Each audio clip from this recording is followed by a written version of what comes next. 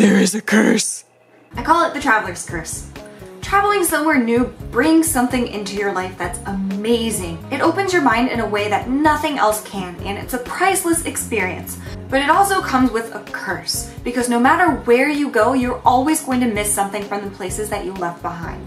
I love living in Japan. I am perfectly content and happy here, and I plan on living here for the foreseeable future. But I also love my home country, America, and there are some things I miss about it too. Not too long ago, I did a video about the things I love most about Japan, which was 5 different things, and today I'm going to talk about 5 things that I love and miss about America. In no particular order, they are: number 1, food. Rachel, didn't you say in your Japan video that one of your favorite things about Japan was food? Yes, I did, because I love the food here too. And when I'm in America, I miss Japanese food like crazy. But while I'm here, I miss American food because the traveler's curse. I haven't been back to America in over a year, and I find myself craving the weirdest things. Like, you know what I'm craving right now? I would drown a small child if I could eat a chili cheese burrito from Taco Bell. Rachel, I don't know if you know this, but there are Taco Bells in Japan. Yeah, but there ain't no chili cheese burritos here. I have checked. In fact, all of my favorite American restaurants are different. They serve Japanese American food. Just like how in America, a lot of our Japanese restaurants serve American Japanese food. Cat. Foreign food is just never as good as it is in its home country, and it's sad, but so did I. I want a box of these crispy fries. You know what these are? These cost $1 at the grocery store. They're in the frozen section, and you put them in the microwave for 5 minutes, and then when I take them out, I sprinkle them with shredded cheese, and I let the cheese melt, and then I eat my crispy, delicious, cheese-covered fries, and it's amazing, and I crave that. I don't know why. I want to eat seafood from Red Lobster. You know how America serves seafood? Grilled in butter and salt. I want to eat a baked potato that is half butter, browning in cheese, and covered in so much bacon that I can't see the plate. I want to kill so many pigs for my baked potato that Bashar al-Assad says, that's fucked up. But you know what the most blasphemous thing I want to eat is? I want to eat American sushi. It's completely different from Japanese sushi. It's its own thing, and it's delicious. Japanese sushi is delicious. They're both delicious, just in different ways, and for some reason I want to eat some American sushi. I don't know what's wrong with me. I want to eat a San Antonio roll from H-E-B, and that makes me want to cry because there are no H-E-Bs anywhere near Cincinnati. So even when I go back to my country in a month, I'm not going to be able to get to eat my favorite American sushi.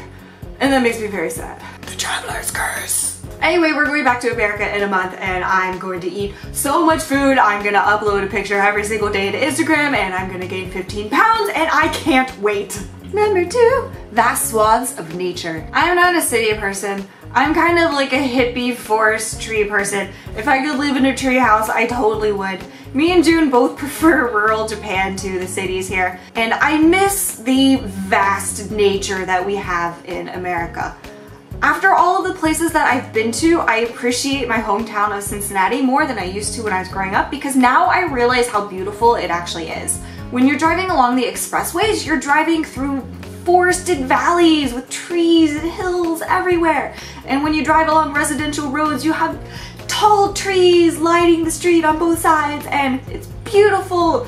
And the birds are chirping in the summer, and there's a nice beautiful breeze blowing through your car window, and it smells like nature, and there's a little babbling brook running alongside the road, and it's amazing, and I miss that. I like all the openness in America. I like having space, lots of space. Houses are farther away from the street too, so I can blast my music in my car when I'm driving around. That's my stress relief, going for a drive and listening to my loud music. I can't really listen to loud music very much here because no matter where I am, I'm gonna bother someone else. So I can only listen to loud music here if I'm playing it in my headphones, which isn't really good for my eardrums, but I do it anyway. So I listen to loud music now when I go on my runs in the evening, and that's pretty much it. So I miss being able to play it in my car. So that's one of the things that I have to sacrifice in Japan for the convenience of public transportation or being able to walk or ride my bike everywhere, which is also great. There's just pros and cons to both sides. Number 3, loud and outgoing people. What? You miss loud people? I know, it sounds really weird, but I kind of do miss loud people. I didn't used to. When I first came to Japan, one of my favorite things about being here was I was like, it's so quiet in Japan. All the people leave me alone and it's so nice and peaceful. I love it here. And that's how I genuinely felt before. But now, I kind of like interacting with people more. I like talking to people. I like having conversations with strangers. That's just really interesting. I like connecting with people. I just think that connection that we have with other people is a huge part of what makes us human and what makes us a society. And while I used to prefer just being left alone in my little hermit room and let me do what I want, which I still would sometimes, now I kind of like talking to people a lot more than I used to. Of course, it still happens here in Japan. Sometimes strangers will just start talking to me, but it doesn't really happen as often as it does in America. And the energy level of people in America is very high.